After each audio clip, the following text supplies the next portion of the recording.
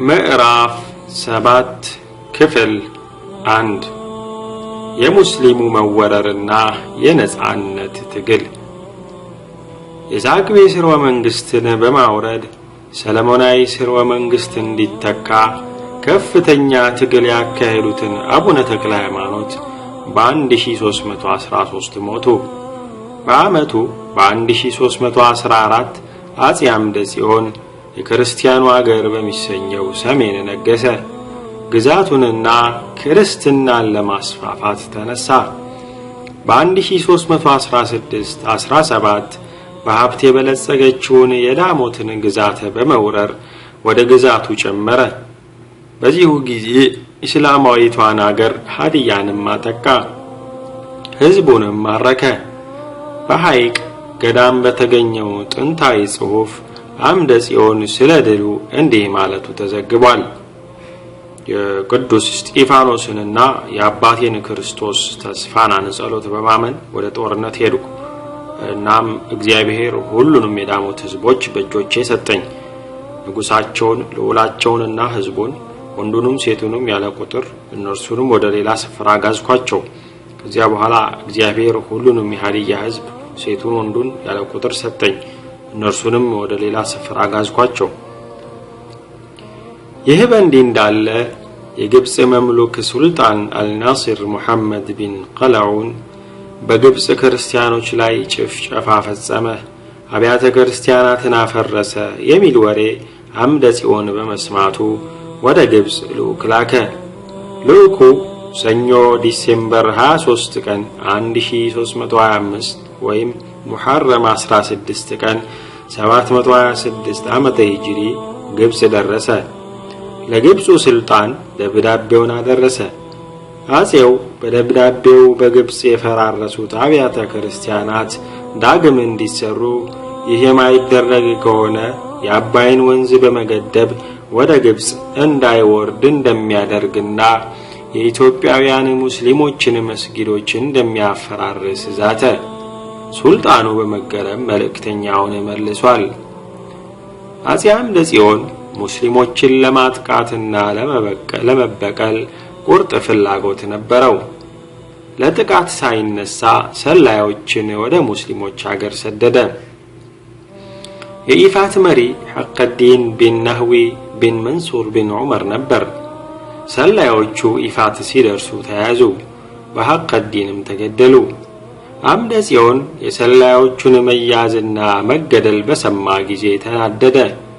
ከመራ ቤቴ በመነሳት ሙስሊሞችን ለማጥቃት ተንቀሳቀሰ። አለቃ ተክሌ ስለዚህ ክስተት እንዲህ ሲሉ ጽፈዋል።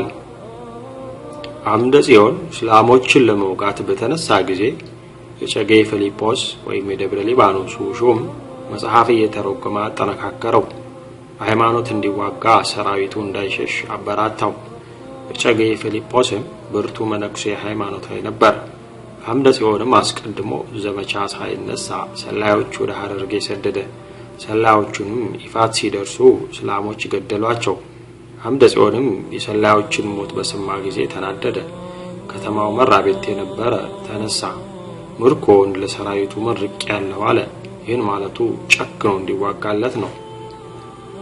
አምደ ጽዮን ሰራዊቱን ይዞ ወደ ኢፋት ዘመተ። ኢፋትን አጠቃ። ወርቅ፣ ብር፣ ነሐስ፣ መዳብና ልብሶችን ዘረፉ።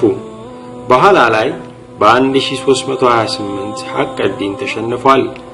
ሙስሊሞች በሐቀዲን ልጅ ደራዲር ስር ሆነው ለጂሃድ ተዘጋጁ። በዚህ ጂሃድ የተለያዩ ብሔረሰቦች የተሳተፉ ሲሆን ከነዚህ መካከል የወርጂህ ሙስሊሞች እንደነበሩበት ተዘግቧል። አጼ አምደ ጽዮን ላይ ጂሃድ ታወጀ። ይህንን አምደ ጽዮን እንዲህ ሲል ይገልጻል። ሙስሊሞችና አርብቶ አደር የነበሩት የገበላ ህዝቦች ሰራዊቴን ወደ ሌላ ሀገር መላኬንና ራሴ ጦርነት ልምድ ከሌለው ሰራዊት ጋር መሆኔን ሰሙ። ወርጂህና ገበላ የተሰኙ ህዝቦች በግድያና ጦርነት የተካኑት ከፊንጻቲ ወሰን ከበቀል ዘር አካባቢ ሊዋጉኝ ወጡ። እነርሱ ወርጂ ይባላሉ። በጦርነትና በትግል የተካኑ ናቸው። ከአዋሽ ወንዝ እስከ ዘቢር ሙስሊሞች ነበሩ። የዜጋና የመንዜ ህዝቦች ወይም ሙስሊሞች ሊወጉኝ ተባበሩ፣ አበሩብኝ፣ ከበቡኝም። ነገር ግን በኢየሱስ ኃይል አሸነፍኳቸው። የሙስሊሞች ድል ለረጅም ጊዜ አልዘለቀም። የጦር መሪው ደራዲርም ተማርኮ ተገደለ። ቀጥሎ የቀዳማዊ ሐቀዲን ወንድም ቀዳማዊ ሰብረዲን ቢን ናህዊ ቢን መንሱር ቢን ዑመር ወላስማ ተተካ። አምደ ጽዮን ሙስሊሙን ማጥቃቱን የማያቆም ከሆነ ሰብረዲን ከንጉስነት አውርዶ የአካባቢ ገዥ አሊያም አሻፈረኝ ካለ ለወርጂ አርብቶ አደሮች አሳልፌ ሰጥቼ የእነርሱ እረኛ ትሆናለህ ሲል ዝቶበታል። አፄ አምደ ጽዮን ይፋትና ሌሎች የሙስሊም መንግስታትን ወረረ። በርካታ ሙስሊሞች ተጨፈጨፉ። አለቃ ተክሌ እንዲህ ሲሉ ጽፈዋል። ከዚህም በኋላ ከይፋት ጀምሮ እስከ ዘይላ ድረስ በ9 ቀን መታው። እግር በራስ አነባበረው። ያዳልም ንጉስ ያን ጊዜ ሞተ። ቤቱ ተቃጠለ፣ ዘረፋው ተጠገበ። ከሰው ለዘር አልተረፈም። አርዶ ጣለው። ንጉሱም አፄ አምደ ጽዮን ሀበሻን በጉልበት አስከበራት። ከባህር ወዲያ የነበሩ ነገስታት አኮሩት። በመንግስቱ ውስጥ የተገኙ እስላሞች ሁሉ ተንቀጠቀጡ። እርሱም ፈጃቸው። ይህን የአፄ አምደ ጽዮን ወረራ ለመመከት ሙስሊሞች በተለያዩ ግዛቶቻቸው ስር ሆነው ራሳቸውን አዘጋጁ። 1000 ያህል የሚሆኑ ዑለሞች ሙስሊሙ ግዛቱን ከወራሪዎች እንዲከላከል በማበረታታትና በዱዓ እንዲተባበር አደረጉ። በተለያዩ ግዛቶቻቸው በነበሩት 2000 መስጊዶች ስር ተሰባሰቡ።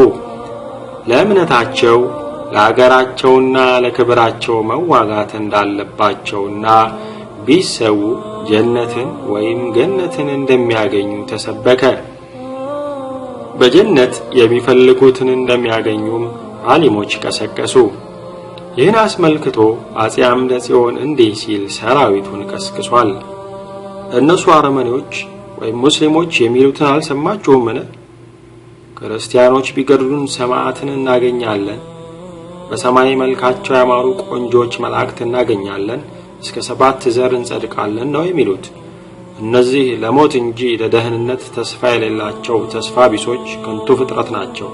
እናንተስ አብን ከወልድ ጋር መንፈስ ቅዱስንም የምታውቁት በስሙ ተጠምቃችሁ በደሙ የተቀደሳችሁ ቀድሞ ስለኔ ለመዋጋት ልባችሁን አጽንታችኋል።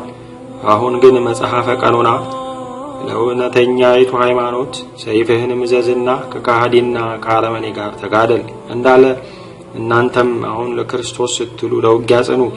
ሰይፋችሁን ታጠቁ፣ ልባችሁን አጽኑ፣ ነፍሳችሁን አታስደንግጡ። ይቀጥላል።